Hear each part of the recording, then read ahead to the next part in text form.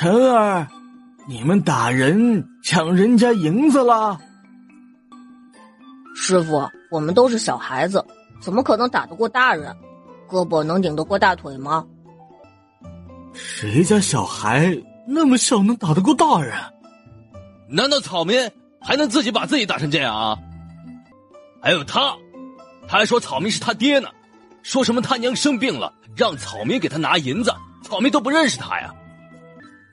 你都不认识他，他会叫你爹？就你那熊样，你生得出这么好看的闺女？他要是真愿意叫你爹，你就偷乐着吧。官爷，这不是叫爹的问题，是讹银子的问题啊。你自己好好睁大你的狗眼看看，人家这些孩子身上的衣服像是穷人家吗？人家讹你银子，笑死人了。你家所有的银子拿出来，能买得起人家身上的一套衣服？小兄弟，把他们都带回官府，你派人去摄政王府走一趟，请王爷去官府，老夫要告他们诬陷老夫的小徒弟。是。李大牛三兄妹傻眼了，就这么一句话，原告成了被告。官爷，我们三兄妹才是受害者呀！哦，你们是三兄妹，那为何只有你们三兄妹受伤被抢，别人怎么就没事了？这事有蹊跷，回去官府让大人审清楚吧。带走。陆老哥，怎么回事？这兄妹三人污蔑晨儿和几个孩子打他们，还抢了他们的银子。这兄妹三人污蔑晨儿和几个孩子打他们，还抢了他们的银子。抢了多少？老夫怎么会知道？晨儿和墨儿他们一直都跟在老夫身边，我们是出去给人看病的，哪有时间去做别的事情？好大的胆子，敢污蔑本王的儿子和女儿，还有当朝九公主，简直是活腻了。走，继续找徐大人，让徐大人好好审一审。这下李大牛和李春花彻底傻眼了，他们现在才知道这几个孩子他们都惹不起。王爷的儿女已经够牛了，居然还有九公主，这回不死也得脱好几层皮了。公堂上，顺天府尹一看到叶楚风沉着脸，心里开始七上八下了。在公案后的他如同椅子上有钉子一般，愣是不敢坐下去。府尹大人，本王听说这三兄妹污蔑本王的儿女和九公主打了他们，还抢了他们的银子，这事你可得好好调查一番，还孩子们一个公道。是，下官一定秉公处理。顺天府尹看向跪在大堂上的兄妹三人，堂下所跪何人？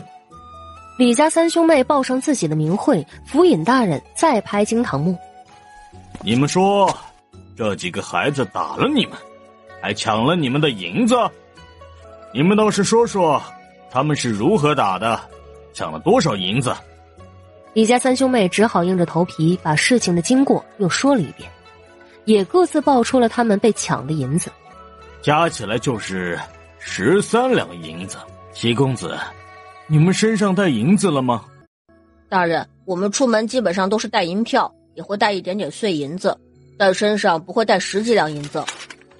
我没有碎银子。我也没有碎银子。本公主一个铜板都没有。堂堂九公主，出门居然是最穷的一个，连几个铜板都没带。这几个孩子身上随身携带的银票都那么多，身上也没有10几两银子。你们说他们打了你，抢了你们的银子，证据呢？没有人证，也得有物证吧？你们要是拿不出证据，那就是污蔑，敢污蔑九公主、七公子和小郡主，本官可饶不了你们。李家三兄妹确实拿不出证据，人证没有，物证全被孩子们带走了。唯一的证据，那就是李大牛身上被孩子们咬出来的伤痕。当李大牛露出伤痕的时候，再次傻眼了，咬痕都被孩子们第二次回去打得完全看不出来了，而且孩子们露出他们的牙齿。除了白阡陌，其他孩子都在换乳牙，牙齿不是缺门牙就是缺虎牙的。我们牙齿都不齐，怎么咬啊？再说了，他们身上那么脏，谁下得去口啊？而且骆九婴一口咬定孩子们一直跟他在一起，根本就没离开过半步。这下好了，完全没有证据。顺天府尹判了李家三兄妹污蔑皇上和摄政王的孩子各打20大板，结案。墨儿，怎么只打了3个？还有个没打吗？打了，被小九打晕了。用什么打的？那么粗的大木棍。父王，小九用擀面杖打的。哼，打得好，打得好！老人家还能动的时候，抢着让老人去给他们做饭带孩子，后来年纪大了做不动了。那4兄妹原本只有老2家不愿意管老人，后来老大和老3也被媳妇儿闹得不愿意管老人，直接把老人赶出家门。女儿见儿子都不管老人，就怕老人家赖上他，不回去看，也不让老人进他家的门，确实都该打。原来如此，这种人确实该打。不过你们还是孩子，首先得保护好自己，知道吗？孩儿知道了。回到王府，白阡陌看到院子里花台的地已经翻好了，花草被移植到别的地方。用过午膳后，他赶紧找来小锄头种菜。叶慕辰、九公主、司徒敏和香儿也来帮忙，但白阡陌只让叶慕辰和香儿帮忙，不要九公主和司徒敏跟着添乱。3个小家伙将整个花台里都种上辣椒和西红柿，花台边种一些黄瓜。把菜种好后，稍微休息了一下，白阡陌就钻进了师傅的书房，跟着师傅学习医术。一个教的认真，一个学的认真，完全沉浸在学习中。直到香儿来叫他们师徒去用膳，白阡陌眼睛才离开书本。用完膳又继续练功，根本不让自己浪费时间。接下来的2-3天，白阡陌除了跟师傅出去给老妪看病，回来后师徒俩就窝在书房里。骆九婴倾尽全力地教白阡陌医术，晚上后又努力练功，每天都能看到他明显的进步。时间过得飞快，3日后，也就是4月17这天，司徒敏的父母从提谷城赶来京城。敏儿，过几天就跟爹爹回家吧。你在王府打扰的时间已经够久了。我和你娘这次来京城，一是来拿成衣，其次就是来接你回家。我不要跟你们回去，我要跟阡陌妹妹在一起。你这孩子怎么如此不听话呀？王府毕竟不是咱们家，你长期在王府生活怎么行啊？我不要，我就是不要回去，我要跟阡陌妹妹一起学习武功，以后还要保护阡陌妹妹。既然敏儿不愿意离开墨儿，不如就让她留下来吧。实不相瞒，本妃这段时间都在培养她，也希望敏儿将来能成为墨儿的左膀右臂，成为墨儿的助力。但事先声明，敏儿不是墨儿的丫鬟，不是下人。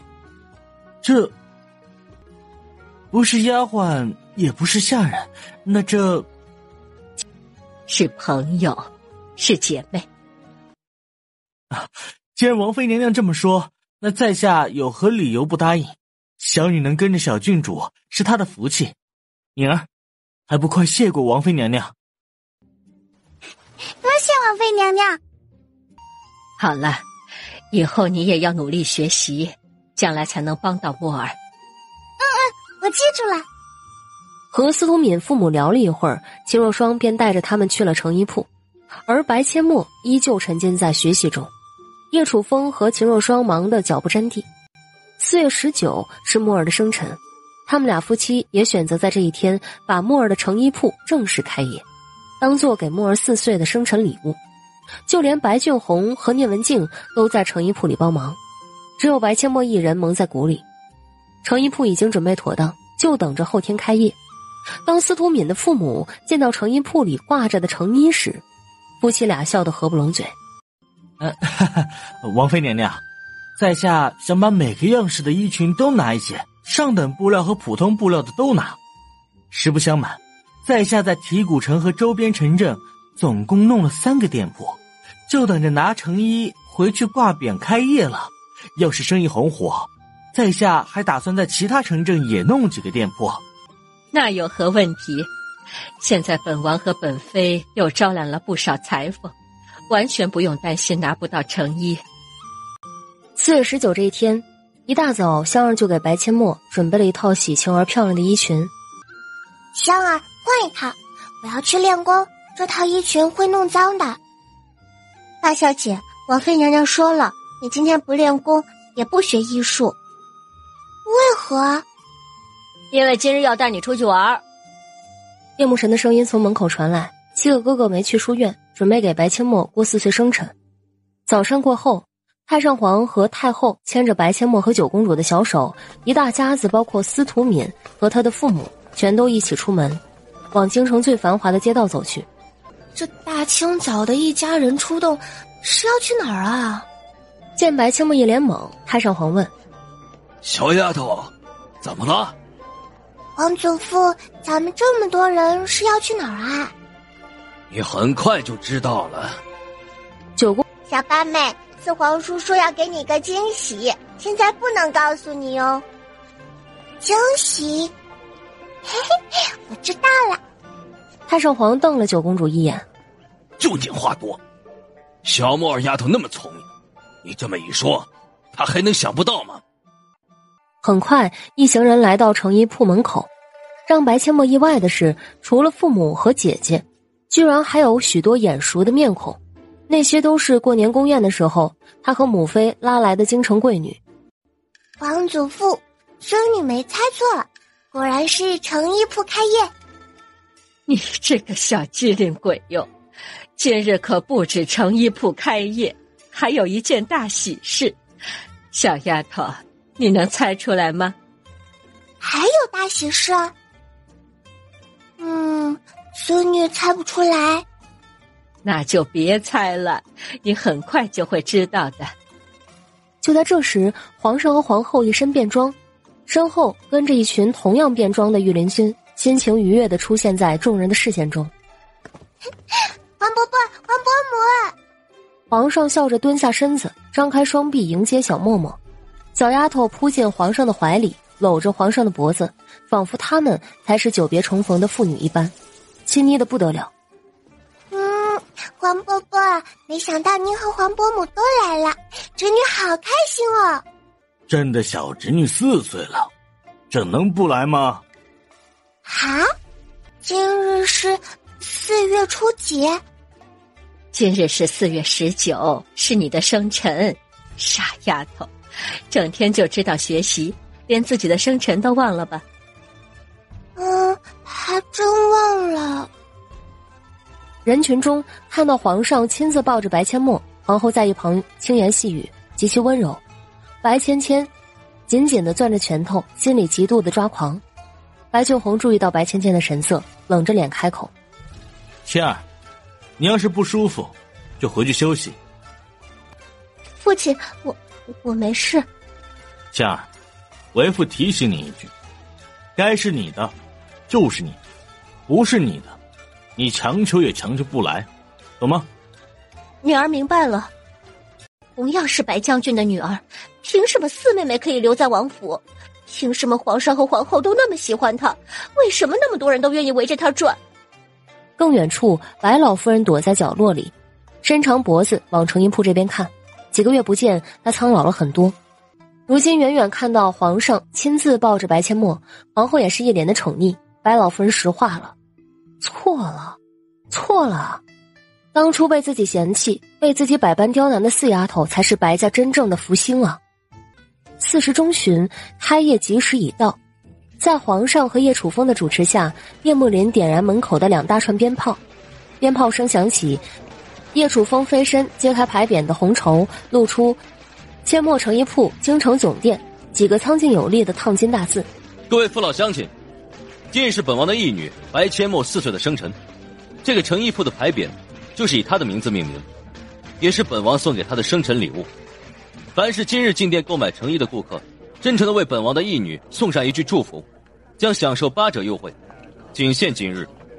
各位乡亲父老，我们的成衣铺挂出来的都是上好布料的成衣，也有普通布料的成衣没挂出来。看中哪个样式，想要普通布料的，可以让店小二给你们找。好了，现在大家可以进店挑选你们心仪的成衣了。祝小郡主生辰快乐，天天开心，生意兴隆。祝小郡主生辰快乐，健康成长，生意兴隆。谢谢，嘿嘿，里面请。一个早上，成衣铺里的顾客都是爆满，白千墨都麻了。他不知道自己说了多少个谢谢，只觉得此时他就像个复读机一样，一直重复着。谢谢谢谢，里面请。1个时辰后，来的人终于少了。白千墨揉揉笑僵了的小脸儿，啊，终于可以休息一下了，全身都麻了。7个哥哥赶紧围上来，叶慕林一把抱起白千墨，然后找了把椅子坐下，温暖的大手轻轻揉着白千墨的脸颊。2哥和3哥给白千墨揉着小短腿，4哥5哥给白千墨揉着小手臂，6哥和7哥挤不进去，急得干瞪眼，其他孩子只能自己活动手脚。9公主走到叶慕渊和叶慕辰的身边，可怜兮兮地开口：“6哥、7哥，我的腿也麻了。”你自己没手吗？麻了不会自己揉揉？自己坐下揉揉。就只帮小八妹揉，我也是妹妹好吗？你是太子皇兄的妹妹，想揉你找他去啊。我不敢。不敢就自己揉。哦。小九，你可是姐姐，比八妹大。我们呢，给八妹揉是因为她小，你都这么大了，可以自己揉对吧？对哦，我可是姐姐，我可以自己揉，以后还要保护小八妹呢。这才有当姐姐的样子嘛。当姐姐就得照顾妹妹。我记住了。这一幕落在皇上的眼里，皇上抽了抽嘴角。正说怎么燕儿从王府回去会变得比以前懂事一些，原来是如此变懂事的。怎么心疼了？儿臣不是心疼，是欣慰。父皇，燕儿现在比以前懂事了，而且不会像以前一样动不动就哭，还蛮横无理，这可是好事啊。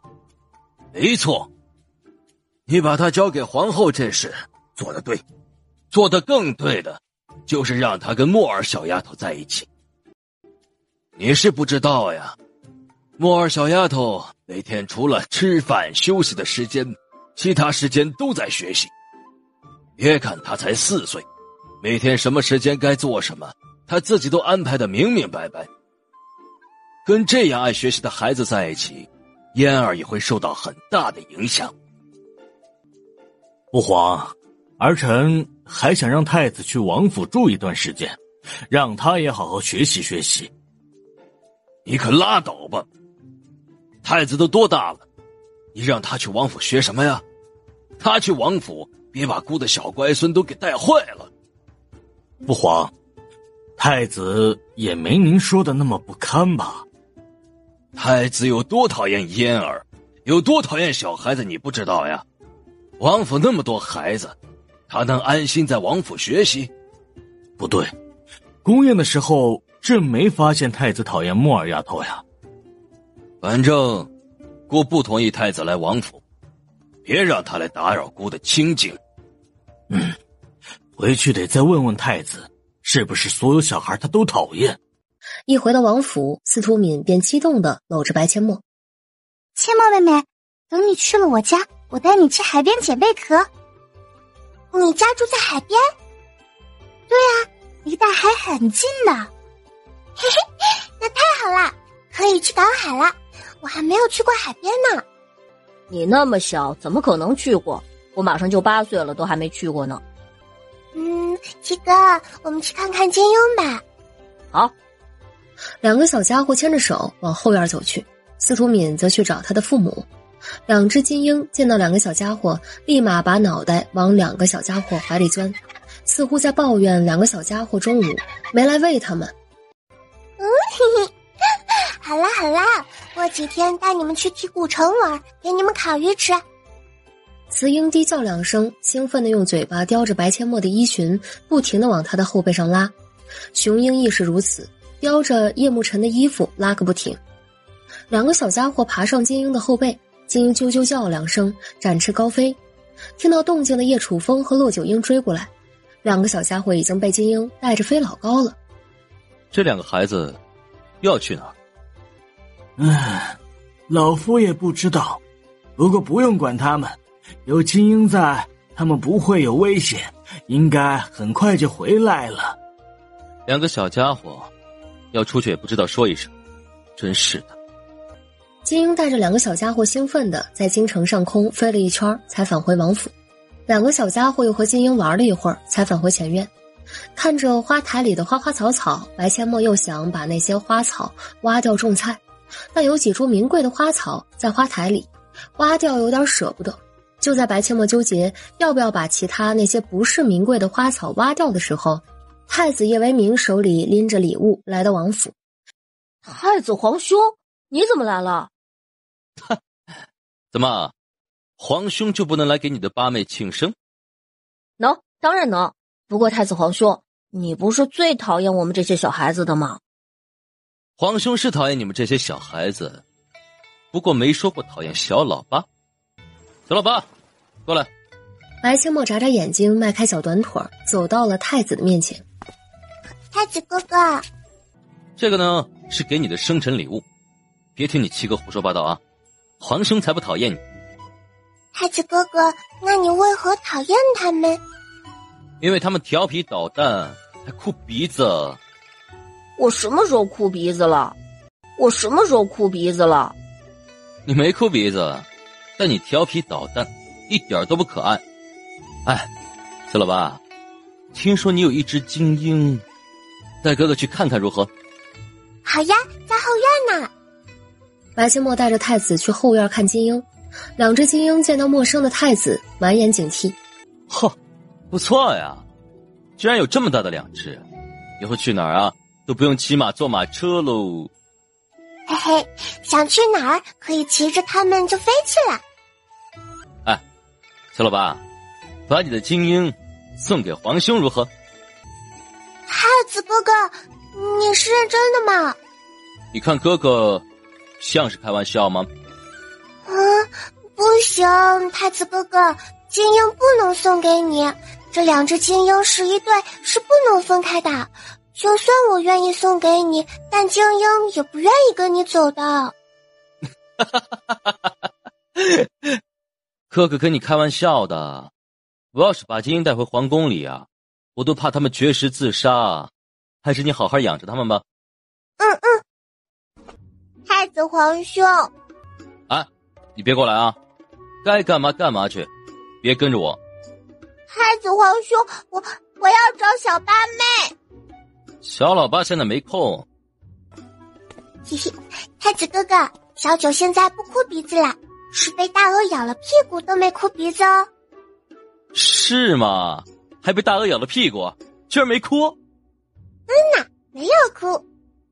既然如此，太子哥哥也不喜欢他，他就是个麻烦精。小九已经改变很多了，真的。小老八，给太子哥哥唱首歌如何？怎么，不愿意给皇兄唱？不是，太子哥哥，你想听什么歌啊？你随便唱，你唱什么，皇兄就听什么。好吧，池塘的水满了，雨也停了，大哥哥好不好？咱们去捉泥鳅。好，明日皇兄就带你去捉泥鳅。真的吗？当然是真的，皇兄还能骗你不成？谢谢太子哥哥，不过捉泥鳅人少了不好玩儿。那你还想叫谁一起去？所有人一起去，小九也去。叫上你七哥可以，能不能不要叫上小九？出去玩人多才热闹，跟你一个18岁的大哥哥出去能玩得嗨吗？看太子哥哥斯斯文文的，要是跟你出去肯定不好玩。见白阡陌嘟着小嘴不说话，太子皱了皱眉，最后选择妥协。好吧，看在你给皇兄唱歌的份上，你想叫谁就叫谁一起去。好耶，多谢太子哥哥。你放我下来，我要去准备捉泥鳅的东西。不着急，用完晚上再去准备。哦，好吧。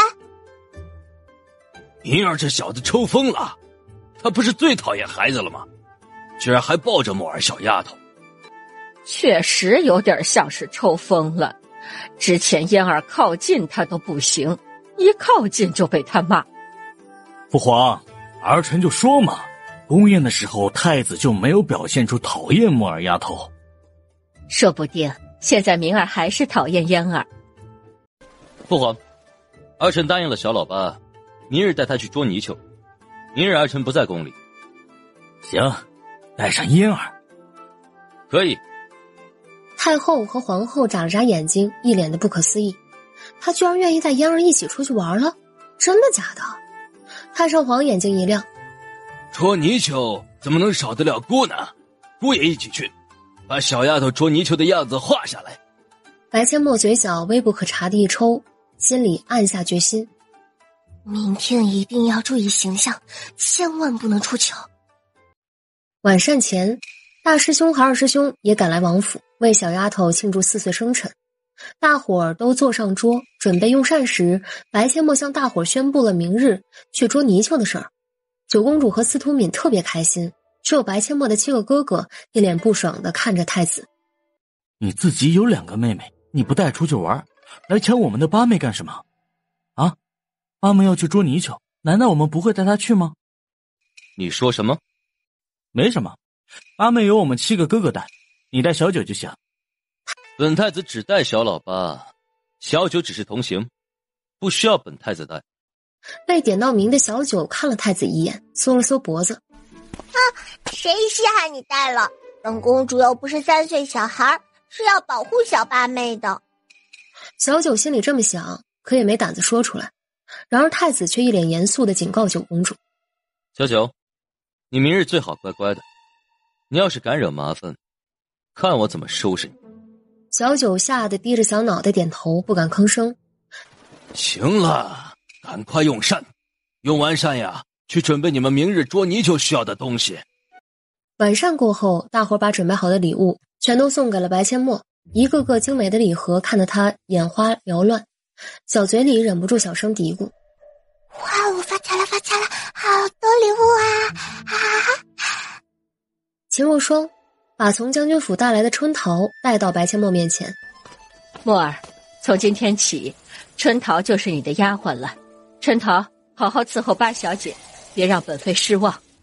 是，奴婢谨遵王妃娘娘教诲，一定尽心尽力伺候好八小姐。谢谢母妃。小机灵鬼儿，快带着春桃和香儿把这些礼物送去你自己的房间吧。八妹，我来帮你。九公主和司徒敏见状也赶紧跑过来帮忙。几个孩子把所有的礼盒都搬到白阡陌的房间里。白阡陌脱了鞋子，盘膝坐在床上开始拆礼盒，先拆长辈送的，拆一个是珠宝，再拆一个还是珠宝。什么情况？王伯伯他们送的怎么全是珠宝啊？八妹，你不喜欢这些珠宝吗？喜欢呀，这些应该值很多银子的。傻子才不喜欢珠宝呢，我又不傻。叶慕辰笑了，司徒敏也笑了。还好他们送的都是珠宝，只有九公主苦着一张小脸，她送的是皇上为她准备的一本医书。小八妹要是不喜欢可怎么办呀？白阡陌继续拆礼盒，大师兄送的居然是一本剑法秘籍，二师兄送的是一本医书《81难经》。宝藏书籍呀！白阡陌爱不释手，翻看了2篇，越看眼睛越亮。这可比珠宝值钱多了。见白千墨喜欢书，九公主松了一口气，催促白千墨继续拆礼盒。当他拆到小九送的礼盒时，小九一脸紧张地盯着白千墨。拆开礼盒，白千墨愣住了，礼盒中居然是一本有些破旧的书籍，名为《五行针法》。宝藏啊！没想到南燕国居然有这样的宝藏书籍。七哥，你带小九他们先出去，我要藏宝喽。好，这么贵重的东西你可要藏好，藏隐秘一些。那放心吧，我藏的东西除了我没有人能够找到的。等叶慕辰和九公主他们出去后，白千墨将所有的珠宝收进空间，2本书也收了进去，方便随时取出来看。过了约莫5分钟，白千墨才打开房门。七哥，咱们去准备明天捉泥鳅用的东西吧。八妹，需要些什么？需要竹篓和小桶，也可以带网刀，但网刀更不能大，其他的就不需要什么啦。走吧，这些东西在柴房隔壁的杂物间，我带你们去找。来到杂物间，白千墨挑选了一个最小的竹篓，其他人也各自挑选了一个。九公主选了一个缝隙比较大的竹篓。白千墨笑嘻嘻地问：嘿嘿，小九，你是要抓泥鳅还是要抓鱼？抓泥鳅啊，有鱼的话一起抓。抓泥鳅的话，你选的这个竹篓洞太大了，根本就抓不到泥鳅的，换一个。哦，九公主把手里的竹篓扔掉，重新选了一个。这个可以吗？可以是可以，不过这个竹篓那么大，你确定要拿它抓泥鳅？竹篓大才更好抓呀，可以抓更多。随你吧，你自己喜欢就好。小老八，你穿这么漂亮的衣裙去抓泥鳅，不怕把衣裙弄脏吗？太子哥哥放心，我穿了短裤，到地方把长裙脱掉就行了，而且衣服也穿了哦。可以，都准备好了吗？咱们要出发了。走了，出发了！嘿嘿。白千墨刚想出门，2只金鹰就大叫着跑来。明明有翅膀可以飞，偏偏2只体型庞大的金鹰要迈开双腿飞奔。白千墨撇撇小嘴：你们坐马车吧，我和七哥骑金鹰，2个大家伙要跟着去。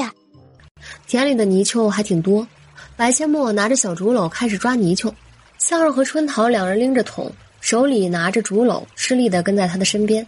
一见到泥鳅，小竹篓一咬，泥鳅就落在小竹篓里，一抓一个准儿。见白千墨抓了几条，而九公主还1条没抓到，他也开始着急了。走了2步，看到面前有一条泥鳅，他学着白千墨用小竹篓咬了起来。小八妹，你看我抓到1条了，放桶里继续抓，晚上咱们吃泥鳅大餐。好。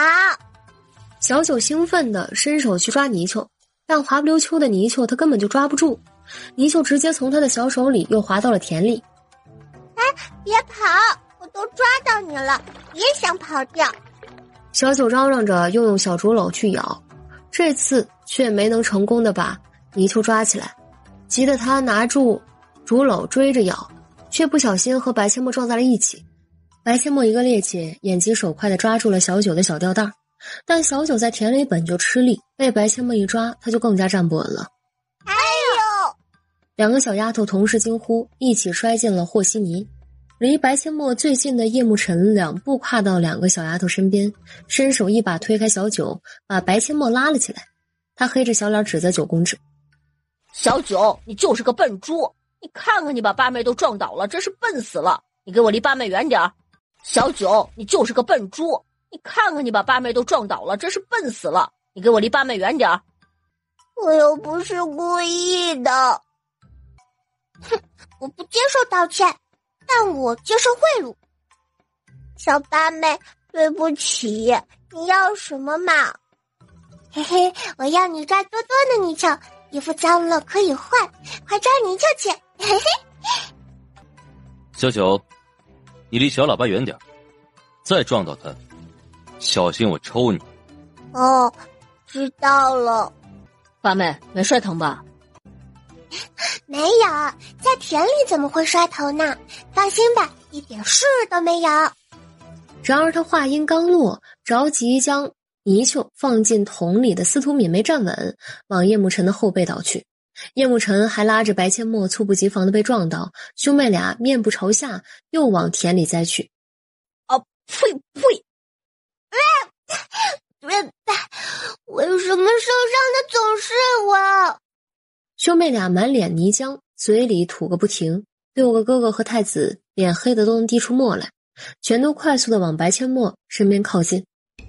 叶慕林一把将白阡陌抱起来，拉起衣角就为白阡陌擦脸。叶慕南有些粗鲁的将叶慕辰拎起来，你也离八妹远点儿。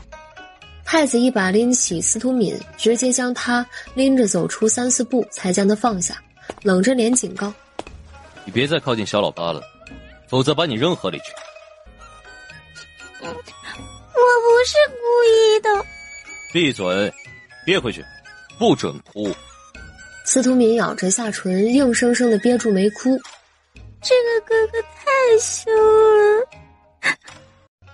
太子哥哥，小米又不是故意的，我又没摔疼，你不要那么凶嘛。还是小老八乖巧漂亮又懂事，摔2次都没有哭鼻子，还会帮小姐妹说话。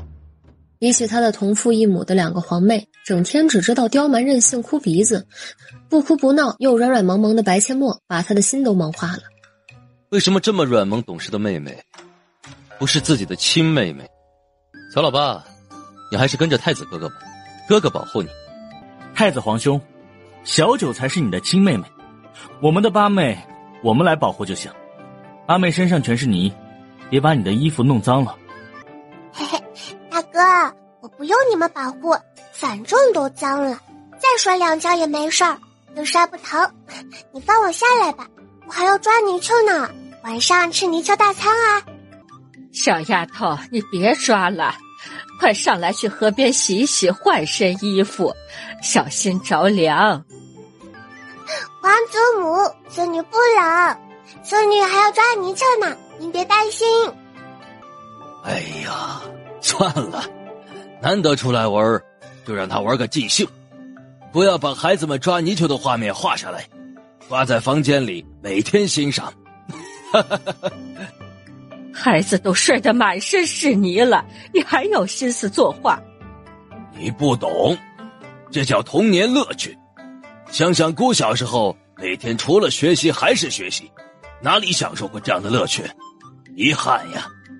我看呐，你还是别作画了，下田里和孩子们一起抓泥鳅，一起去享受享受，弥补一下你的遗憾。有何不可？不过先等姑把这幅画画完再去。一炷香的时间过后，白阡陌他们已经抓了不少泥鳅，太上皇的画也结束了。太上皇脱了鞋袜，挽起袖子和裤脚，准备下田。太后翻了个白眼：你还真要下去呀？一把年纪了，也不怕孩子们笑话你？怕什么？姑这一把年纪了，还能陪姑的小乖孙玩几次呀？现在不陪，等以后玩不动了，想陪都没精力了。有道理，你去吧，我也想下去，可今日穿的衣服还真不适合下去。太上皇把上衣的衣摆拉起来，别在腰带上，抬脚下田，软软的稀泥包裹住双脚，这是他从未体验过的感觉，这种感觉让他浑身都舒服。世人都觉得龙椅就是地位和权力的象征，坐上龙椅就拥有了天下，但真正坐过龙椅的太上皇并不这么认为。那个位置并不代表权力和地位，而是责任，是天下百姓的希望。如今脱了鞋袜，双脚和土地的亲密接触是那么的让人心情舒畅，感觉就像被大地拥抱一般。过去的几十年居然都没有体会过这种感觉。哎呀，真舒服呀，难怪小丫头不愿意上去。太后，你也下来试试。我没带衣服出来，就不下去了。小丫头，姑也来和你一起抓泥鳅。好呀，王祖父，田里很好玩的，你快来。王祖父居然下田了。在暗中保护众人的骆九婴和暗卫嘴角狂抽。这人真是太上皇？大伙儿将身上清理干净，准备回家时，白千墨才看到太上皇画的画。这次没把他画得太夸张，但也是满身是泥，非常真实。其他人也画得活灵活现，每一处细节都处理得相当完美。哇，还真是位被皇位耽误了的艺术家啊！小丫头，这次你可不能骗姑把画撕了。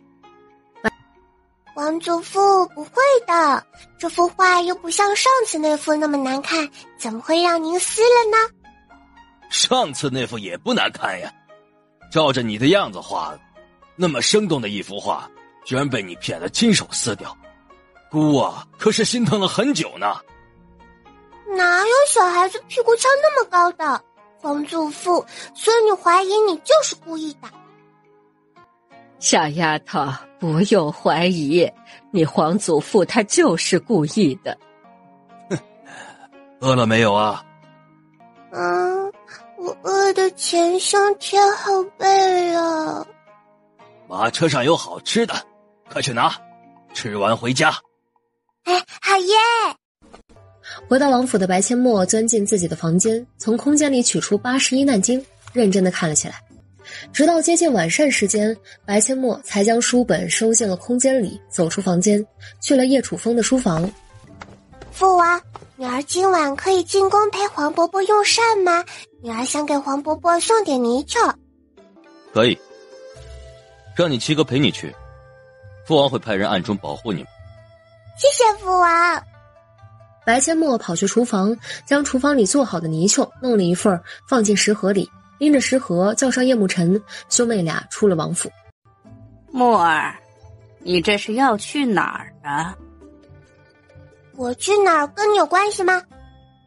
墨儿，你过来，祖母有话跟你说。叶慕辰立马把白千墨护在身后，一脸警惕地盯着白老夫人。白千墨冷冷道：有什么话你就赶快说，我还有事呢。白老夫人看了叶慕辰一眼，想要伸手去拉白千墨，叶慕辰捏紧拳头，一脸凶巴巴的：别靠近本公子的八妹，否则别怪本公子不客气。墨儿，老身可是你的祖母，你就这样眼睁睁地看着别人用刀指着老身？白老夫人，你是年纪大了得老年痴呆了吗？我说过，我只有父母，没有祖母。墨儿，祖母已经知道错了，事情都过了这么久了，你还在记恨祖母吗？啊？孩子啊，你就原谅祖母吧，你跟父亲说说，让他搬回去住，或者让祖母去新将军府也行，以后祖母再也不为难你和你母亲了啊！你自己没张嘴吗？我说过我没有祖母，别再来打扰我。墨儿啊，我可是你的祖母，我都快活不下去了，你怎么忍心让我到老了反而孤苦伶仃呢？哎呀，以前是祖母糊涂了，墨儿啊，你就原谅祖母这一次吧。墨儿啊，你就原谅祖母这一次吧。啊，祖母保证以后都不为难你和你母亲，行吗？自从你们离开后啊，祖母吃不好睡不好，还被高家人欺负，每天做噩梦。祖母知道你是个心地善良的好孩子，一定不忍心祖母受这样的苦。祖母真的后悔了，你就原谅祖母吧，啊！别在我面前一口一个祖母的，我没有祖母，你有今日的下场也不是我造成的。七哥，我们走。不，你不能走，墨儿，你可要想清楚，我可是你的祖母，你这样对我就是不孝，传出去，外人会如何戳你的脊梁骨啊？你一没生我，二没养我，最重要的是你天天想着杀我，我凭什么孝顺你？你以为你是谁啊？外人会因为我不原谅你就要戳我的脊梁骨？你是没睡醒吗？老巫婆，我才4岁，还没活够呢，可不想不明不白的死在你手里。白老夫人气得脑梗，咬牙切齿，还想放狠话威胁白阡陌。一道冷若冰霜的声音从白阡陌和叶慕辰身后传来：谁敢为难本王的宝贝女儿啊？白老夫人狠狠一怔，摄政王怎么就出来了？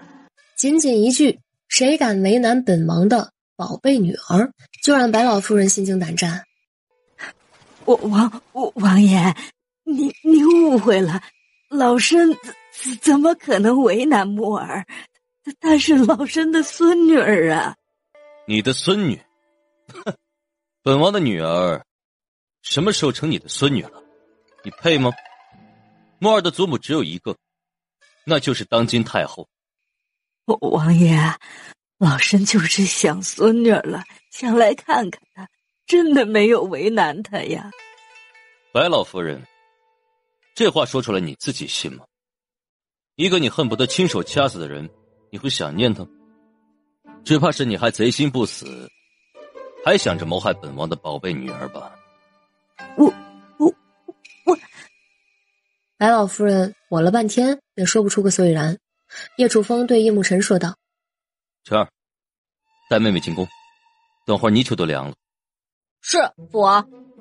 叶慕辰牵起白阡陌的小手，一手拎着食盒往皇宫方向走去。一峰，属下在。暗中保护齐公子和八小姐，谁敢再拦他们，杀无赦。叶楚风说完，眼神如利刀看了白老夫人一眼。属下遵命。沈一峰抱拳回应，随即闪身消失。白老夫人被叶楚风如利刀般的眼神看得后背冷汗直流，唯唯诺诺的在地上挪动着身子，挪出一段距离后才敢起身灰头土脸的离开。直到看不到白老夫人的身影，叶楚风才运气轻功返回王府。大兔子乖乖，把门儿开开，快点开开，我要进来。正在用膳的皇上一口饭依在了胸口处，依得他直翻白眼，不停地捶打胸口。于公公大惊失色：皇上，您没事吧？水。于公公赶紧给皇上端茶，喂到皇上嘴边。门口听到动静的白阡陌和叶慕辰赶紧进屋，同时开口：黄伯伯，您怎么了？你不是保证没有吓死了吗？啊，怎么还让小兔子开门？黄伯伯，侄女没有唱小兔子开门呀，侄女唱的是大兔子开门。大兔子跟小兔子有区别吗？害得朕差点噎死。下次都不许唱了。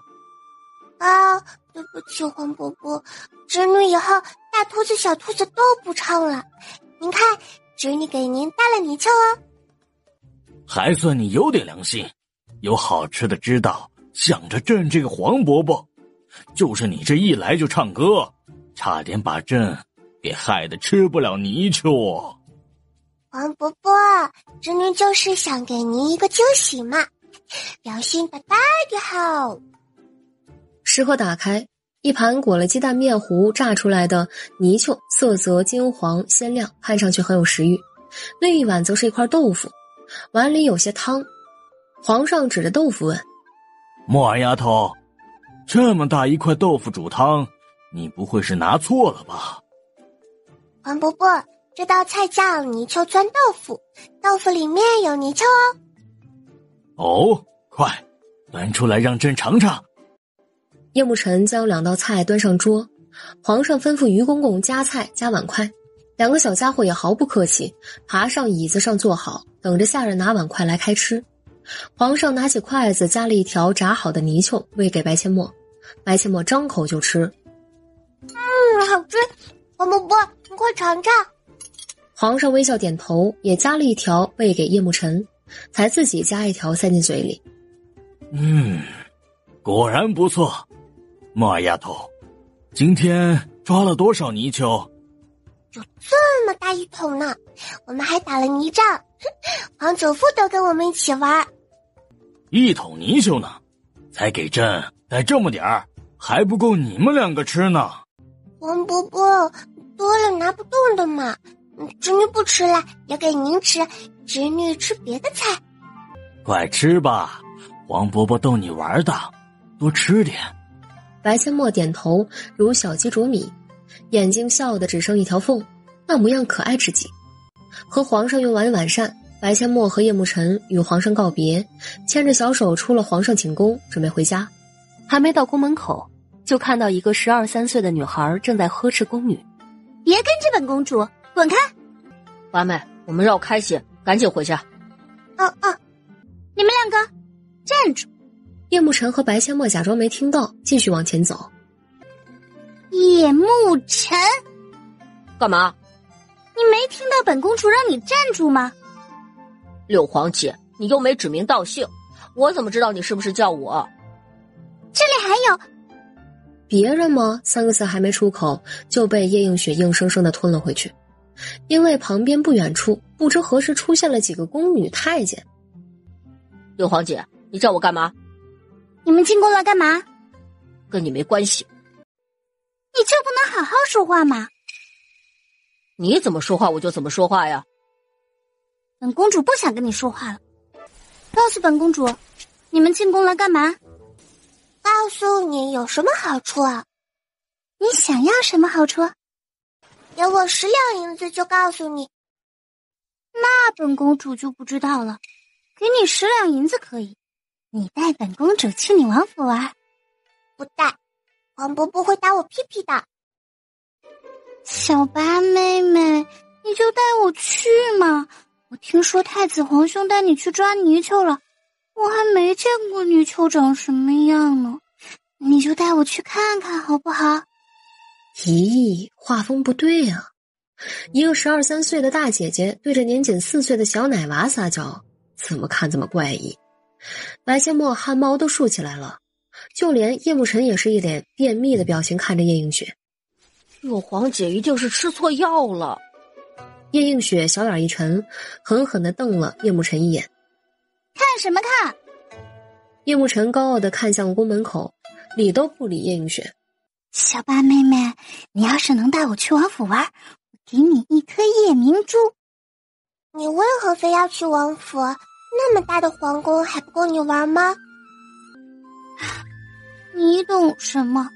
在皇宫里，每天不是学诗词歌赋，就是学琴棋书画，我都快被逼疯了。小九跟你去了王府，连回都不回来，就连皇祖父和皇祖母如今都不愿意回来，现在连太子皇兄也去了，到现在都还不回来。我就是好奇，王府到底有什么那么吸引他们？过年的时候你让大家都那么开心，所以我也想去王府玩玩。可宫门口的侍卫根本就不让我出宫，到处都有人把守，我根本就出不去。小八妹妹，你就带我去王府玩玩嘛，好不好？啊？六皇姐，你不会还想爬墙出去吧？你怎么知道？你装备都露出来了，不过我很好奇，光拿绳子怎么爬墙？我这不是出来想办法吗？想到办法了吗？还没有，墙太高了，根本爬不上去，而且那个该死的宫女一直跟着我，根本就没有机会。你会武功吗？不会。不会武功，你还想爬墙出宫？我真是服了你个老六！小八妹妹，你就带我出宫去玩玩嘛！你进出宫，侍卫都不会拦你。真的就想出去玩玩。不行，你要是偷偷溜出去，黄伯伯和你母妃会着急的，而且黄伯伯会把我大卸8块的。不会啦，父皇那么喜欢你，他才不舍得罚你呢。映雪掏出一枚鸽子蛋大小的夜明珠，塞给白阡陌。夜明珠给你，你就带我去嘛。这么大一颗夜明珠，得值不少银子呢。赚钱得从小做起，不然以后拿什么孝顺父母和父王母妃啊？好吧，看在夜明珠的份上，我带你出宫。那咱们快走吧。不行，你想害死我呀？等着，我去跟黄伯伯说一声。那咱们快走吧。不行，你想害死我呀？等着，我去跟黄伯伯说一声。不要，你不能跟父皇说，说了我就出不去了。哎呀，放心啦，我既然收了你的夜明珠，就一定能带你出去。可是要是不跟黄伯伯说，今晚皇宫就会因为你失踪而鸡飞狗跳，我会被你害死的。白千墨说完，迈开小短腿儿，跟踩了风火轮似的往皇上寝宫跑去。映雪来不及阻止，白千墨已经跑远了，只能怔怔呢喃：小八妹妹怎么跑得那么快啊？你以为本公子的八妹跟你一样，除了刁蛮还是刁蛮，什么本事都没有？黄伯伯，织女又回来啦！皇上嗖的一下从椅子上站了起来。墨儿丫头，出什么事儿了？怎么又回来了？织女舍不得您啊，再回来看看您。真的吗？那你今晚就留在宫里吧。真的非常非常舍不得，但织女不能留在宫里，还得回去学习呢。黄伯伯，织女可以带六皇姐去王府玩一天吗？就一天。不能。啊？为什么呀？黄伯伯，您就答应了嘛。织女想跟六皇姐一起玩。黄伯伯，等明天就送六皇姐回来，织女还给您带好吃的，好不好嘛？你说的啊，明天给朕带好吃的，不许食言。黄伯伯，您答应了？朕答应了，就一天。好耶，多谢黄伯伯，那织女就回去了。好耶，多谢黄伯伯，那织女就回去了。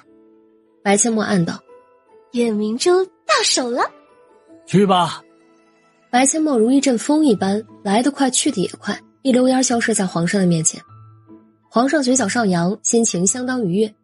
当白千墨回到叶慕辰和叶映雪身边时，堂兄妹俩正大眼瞪小眼，一副马上就要干架的架势。你们这是怎么啦？八妹，你干嘛要答应带他去王府？他去了王府准没好事。哼，又没让你带我去，就算去了王府，本公主也不想搭理你。那你干嘛非要去我家？本公主去四皇叔家，你管得着吗？行啦，你们要是再吵，我就回去陪黄伯伯啦。不要啊！八妹别去，咱们回家。走吧，回家了。哎，老六，你不去了吗？父皇同意我出宫了。王伯伯要是不同意，我敢带你出宫吗？也是。等等，你干嘛叫我老六啊？不应该叫六皇姐吗？你不就是老六吗？能叫答应就行了，你管我怎么叫。行吧，你爱怎么叫就怎么叫。叶慕辰一路上牵着白千墨的小手，一脸的闷闷不乐。六公主跟着去王府，从今晚到明天，王府别想太平了。白千墨见他不开心，故意找话题缓和气氛。七哥，问你个问题。什么问题啊？假如女孩子晚上一个人被坏男人跟踪，想要图谋不轨，你知道该怎么办吗？大声求救。那要是附近没人，大喊大叫惹怒了坏人怎么办？只能拼命跑了。女孩子能跑得过男人吗？笨死啦，就不能想办法自救？小八妹妹，那种情况下，你能有什么好办法能够自救啊？我当然有办法啦。什么办法？老六，你不会武功，这个办法我就告诉你。如果有坏男人跟踪你，想图谋不轨，你就直接拉裤子里，能拉多少拉多少，实在不行抓一把呼坏男人脸上。啊！太恶心了吧！都要被人欺负了，还有可能没命，你还怕恶心？到底什么才是最重要的？当然是命重要啊！小八妹妹，就没有其他办法了吗？那万一拉不出来的时候怎么办啊？有啊，直接躺在地上，全身抽搐翻白眼，口吐白沫，吐得越多越好。这能管用吗？怎么能不管用？七哥，你要是大晚上看到一个全身抽搐、口吐白沫的女人，你不害怕吗？我干嘛要怕？对，你不怕，因为你不是坏人。但坏人看到就会害怕了。坏人本来就想图谋不轨，在看到女孩倒地抽搐、口吐白沫，他还敢动手吗？闹出人命可是要偿命的。哦，我明白了。暗中保护叶慕辰和白千墨的沈一峰听得整个面部都在抽搐。这八小姐脑子里怎么会有这么多奇奇怪怪的想法？刚到王府门口，三人就遇到了正要回宫的太子叶为民。太子一见到六公主，眉头就皱了起来，一脸不耐烦地问叶映雪：你怎么出宫了？父皇知道吗？父皇知道。父皇知道就好，但我警告你，你要是敢欺负小老八，我就扒了你的皮。我又不是傻子，小八妹妹带我出来的，能欺负她吗？太子哥哥，你要回宫了吗？对，哥哥要回宫了，过几天再来看你。六公主要是敢欺负你，你就告诉哥哥，哥哥帮你出气。太子哥哥，路上慢点，再见。太子离开，叶映雪松了一大口气，跟着白千墨进入了王府。叶楚风夫妻一见到叶映雪，眉头就微不可察地皱了一下。这丫头不会又要来住一段时间吧？四皇叔，四皇婶，父王母妃，老六明天就回宫了，他用一颗夜明珠换女儿带他来王府玩一天。有好处就行，你好好收着，回去休息吧。母妃让人给你们留了一些炸泥鳅，应该在厨房里，要吃的话让下人去给你们拿。八妹，你回房间里等我，我去拿泥鳅，咱们再吃点炸泥鳅。多拿点，快点。知道了。叶慕辰转身就往厨房跑去，给八妹端泥鳅这种小事他自己去做就行，才不愿意吩咐下人去做呢。母妃，那女儿回房间了。好，快去吧。白千墨和叶映雪刚回到房间，叶慕辰就端着一大盘炸泥鳅跑来了。白千墨一脸馋相，哇哦，这么多！幸好在皇宫里我没吃多少，不然现在就吃不下去了。叶慕辰扭头吩咐香儿：去打水，给八小姐洗手。是，奴婢这就去。叶慕辰直接伸手抓了一条炸泥鳅喂给白千墨。八妹，我洗过手了，先喂你吃一条。谢谢七哥。白千墨张嘴就吃。好香，太香了！七哥你也吃。叶慕辰抓了一条塞进嘴里，吃得一脸享受。六公主翻了个白眼，直接伸手就要去抓炸泥鳅。叶慕辰猛然让开，让他抓了个空。六公主气急：叶慕辰，你什么你？你洗手了吗你？本公主洗不洗手跟你有什么关系？本公主又不拿给你吃。你会把我和八妹要吃的泥鳅弄脏的，知道吗？老六，你还是洗了手再吃吧。师傅说了，不洗手就吃东西，会把病菌吃进肚子里，肚肚会疼的哦。叶映雪狠狠地瞪了叶慕辰一眼，看向白千墨的时候，眼神又无比温柔。等香儿打水回来，白千墨和六公主洗完手，三人对着一盘炸泥鳅大快朵颐，把所有泥鳅吃完。六公主舔舔嘴唇：小白妹妹，这就是你们今天去抓的泥鳅？还挺好吃的，咱们明天再去抓好不好？不去。去嘛，这么好吃的泥鳅我还没吃够呢，也没抓过泥鳅，我也……六公主话还没说完，门口传来九公主的声音：小八妹，练功去了。咦，六皇姐，你怎么来了？怎么，我就不能来吗？我来不来跟你有什么关系？怎么，我就不能来吗？我来不来跟你有什么关系？这个老六还真够刁蛮的。我刚吃完炸泥鳅，要休息一下才能去练功。小八妹，我和小米先去后院练功，你等会儿再来。好，你去吧，我等会儿就过去。八妹，我先回房间去了。晨离开后，六公主又开始连哄带拐，哄着白阡陌明天带她去抓泥鳅。白阡陌看着老六身上的衣裙，实在不合适去田里抓泥鳅，依旧摇头拒绝。你就带我去嘛，我所有的银票都给你。你这身衣裙去抓泥鳅不合适，换洗的衣服都没带，真不能去抓泥鳅。不过咱们可以去看看能不能找到田螺。田螺是什么玩意儿？田螺就是螺丝，也很好吃的。好啊，只要可以出去玩，抓什么都不重要。可是出去的话，就我们两个肯定不行的，万一遇到坏人就完蛋了。七哥和小九还有小敏他们肯定要一起去，人多才好玩。还得叫上我师傅。行吧，那就一起去。那我去跟我师傅说一声，你在此休息一下。白阡陌说完就走，直接去了骆九婴的书房。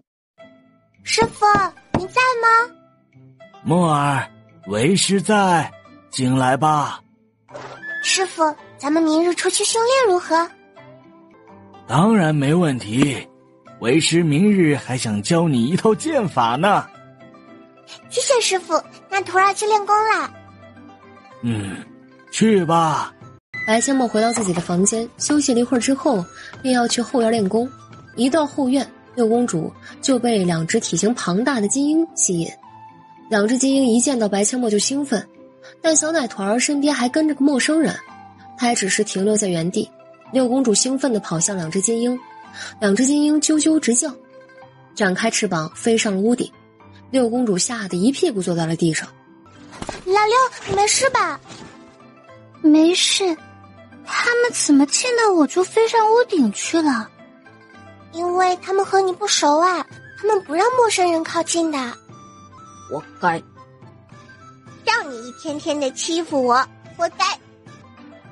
你自己玩一会儿吧，我要去练功啦。你去吧，我去那个小木屋里休息一下。那是金鹰的窝，你还是别去了，我担心金鹰啄你。那我还是不去了。白阡陌过去练功，六公主百无聊赖的四处闲逛。等白阡陌练功结束，六公主正在她房间外的花台里拔刚长出来的辣椒西红柿苗。白阡陌大惊：老六，你抽风了，干嘛要拔我的蔬菜苗？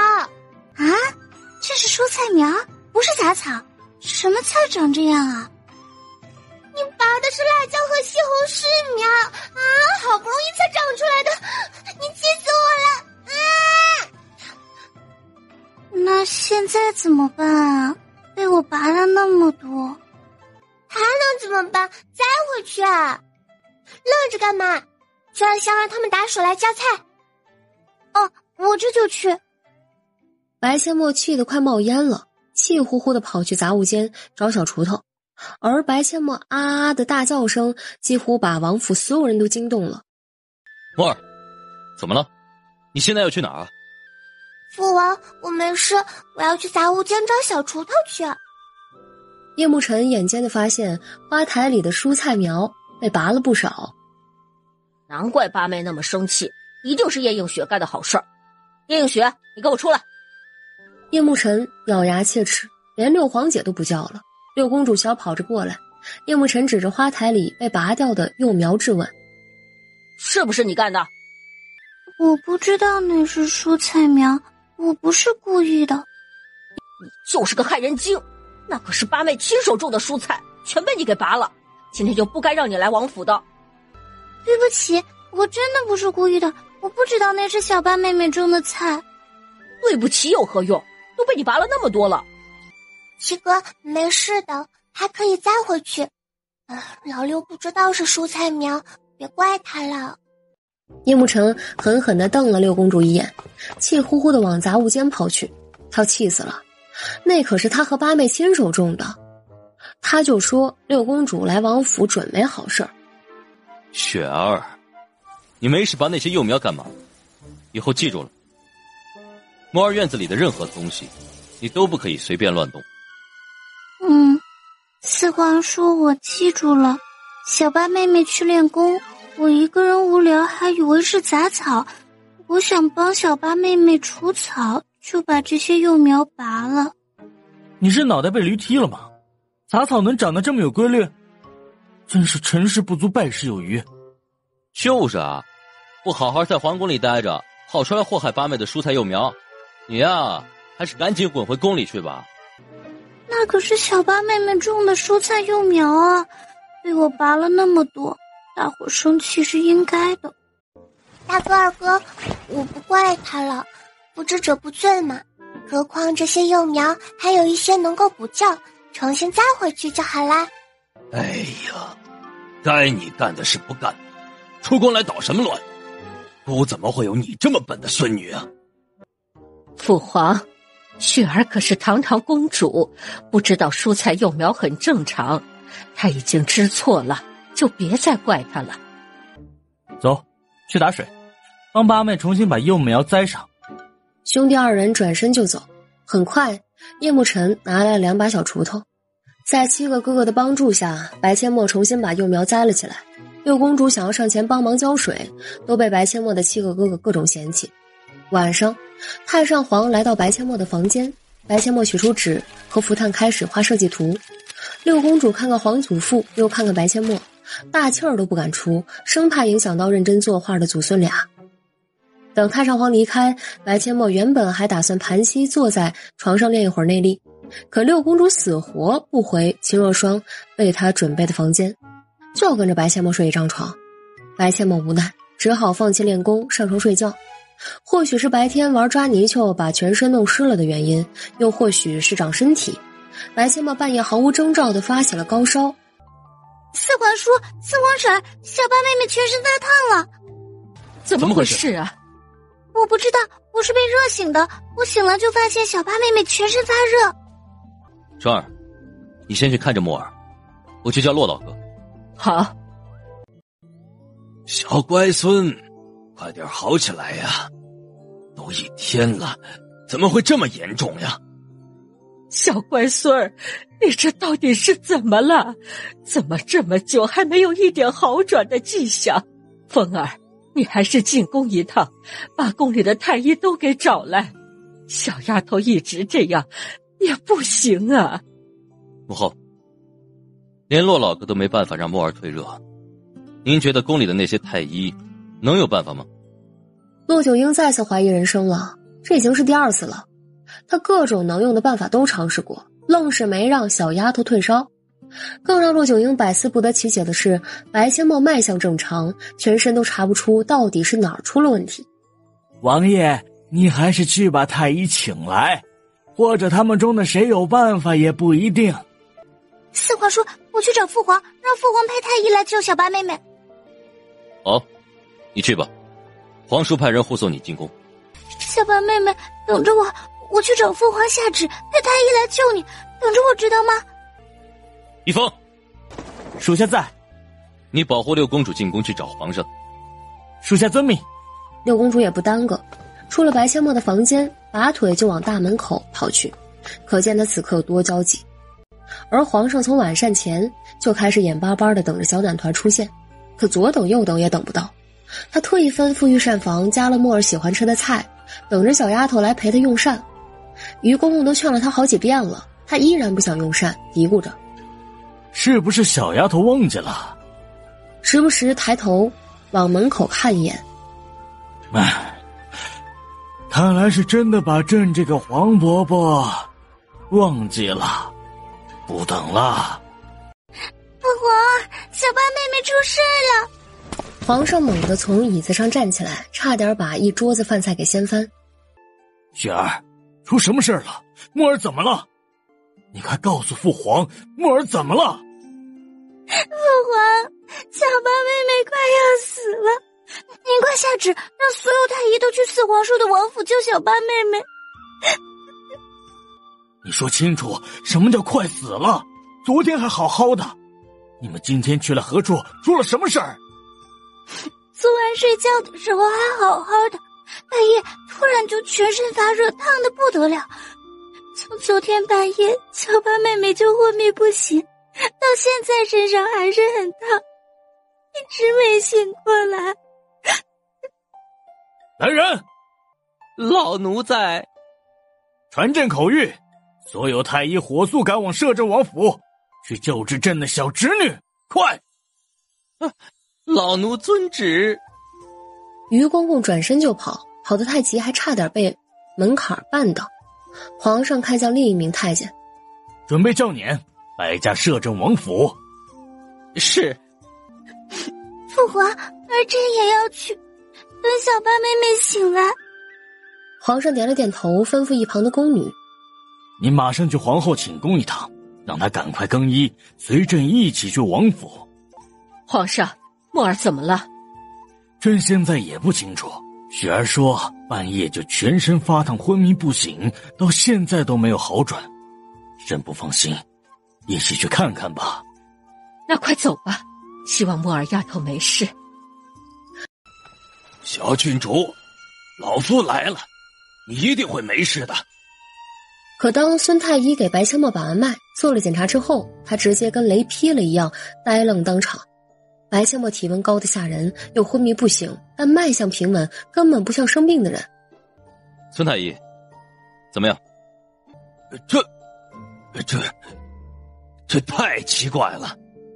小郡主脉象平稳，却高热不退。下官从学医至今，还是第一次遇到如此奇怪的现象。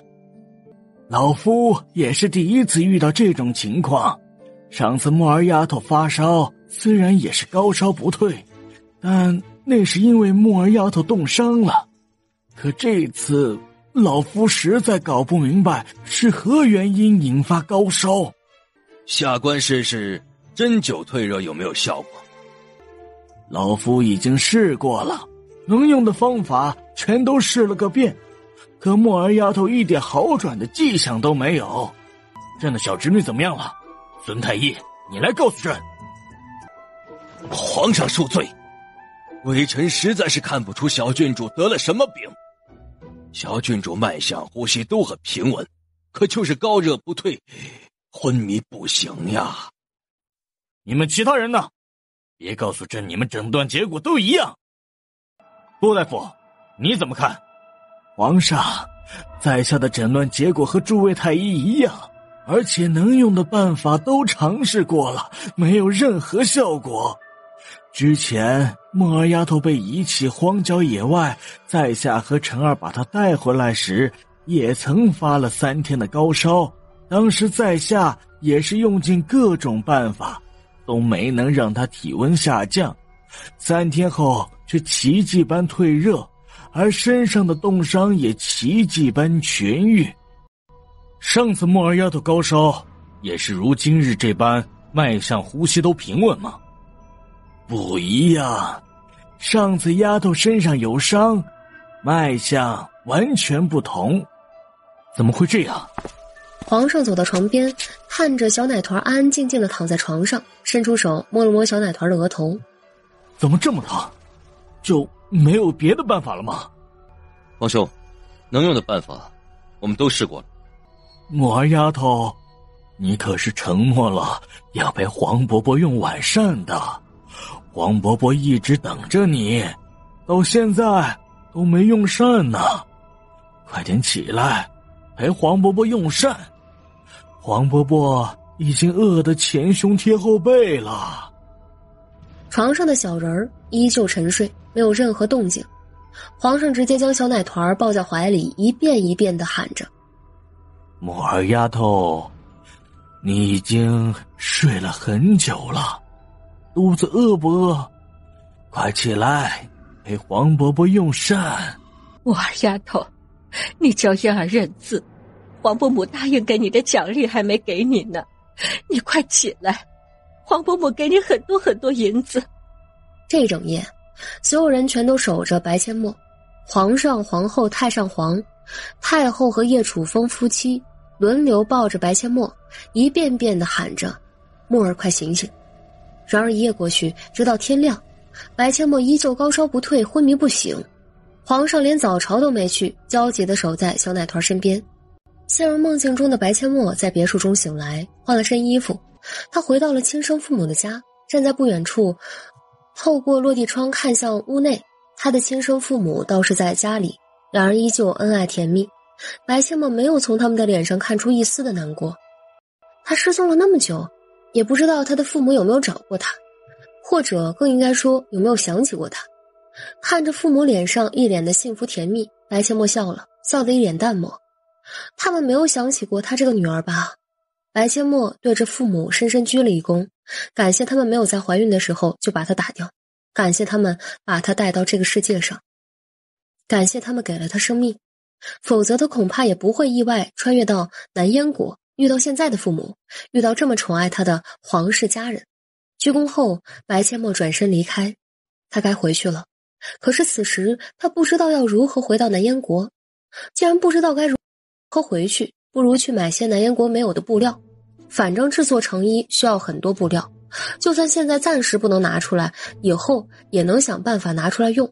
将所有该买的东西都买完后，现实中他已经烧了3天，第3天他再次奇迹般退烧，随之醒来。什么情况？我就睡了一觉而已，怎么这么多人围着我，还全都憔悴不堪，一看就是2、3天没睡觉的样子。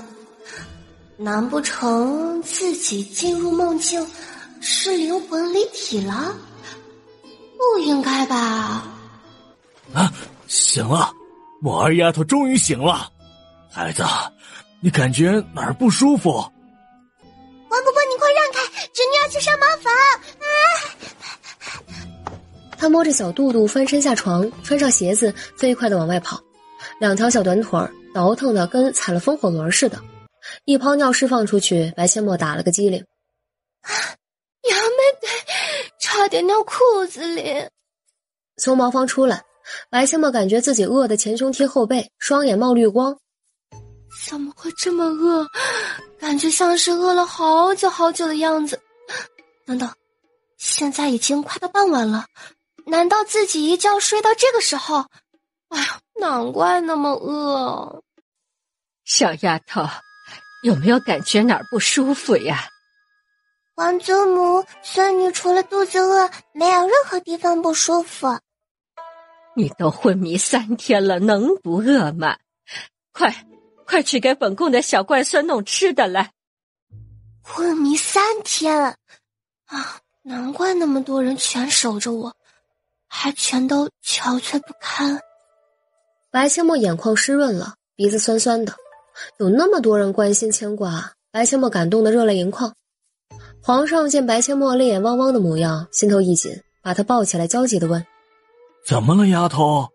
是不是哪儿疼了？没有，王伯伯，侄女只是太开心了，太感动了，有那么多人关心侄女，爱护侄女，侄女好满足。傻孩子，你是我们皇家最小的孩子，又聪明伶俐，漂亮能干，是我们的心肝宝贝，不关心你关心谁呀？王伯母。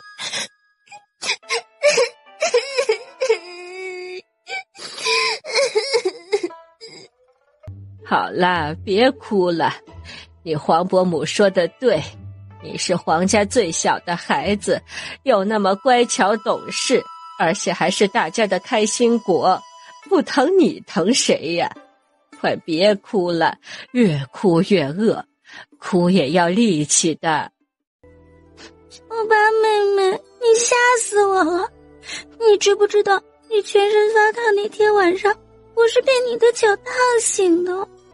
啊，我发烧了，我怎么一点感觉都没有啊？啊，我发烧了，我怎么一点感觉都没有啊？你都昏迷了，能有感觉才怪。不对啊，侄女发烧昏迷3天醒来，精神状态不应该这么好才对。这也是为师百思不得其解的地方。你虽然高热不退，昏迷不醒，但你的脉象非常平稳，一点儿也不像生病之人的脉象。怎么会这么奇怪？难不成跟我进入梦境有关？可他才4岁，这种事情他还不敢跟任何人透露，哪怕是疼他入骨的父王母妃，他也不敢说。他悄悄把自己的右手放在左手手腕的金色莲花印记上，仔细查看空间里的情况，结果没让他失望。梦里辛辛苦苦买来的东西全都在空间里，太玄幻了吧，这已经是第2次了。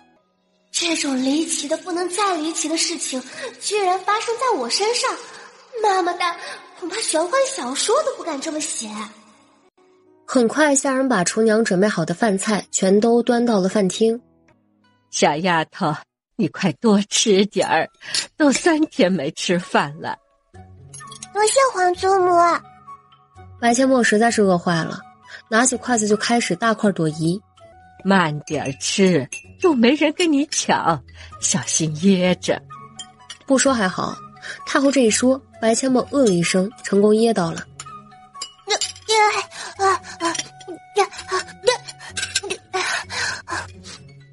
白千墨打着嗝，小手捶打着胸口。秦若霜赶紧把提前盛好的汤递给白千墨，他猛地喝了一口，有一点点烫，但好在把噎着的饭菜成功渡了下去。谢谢母妃，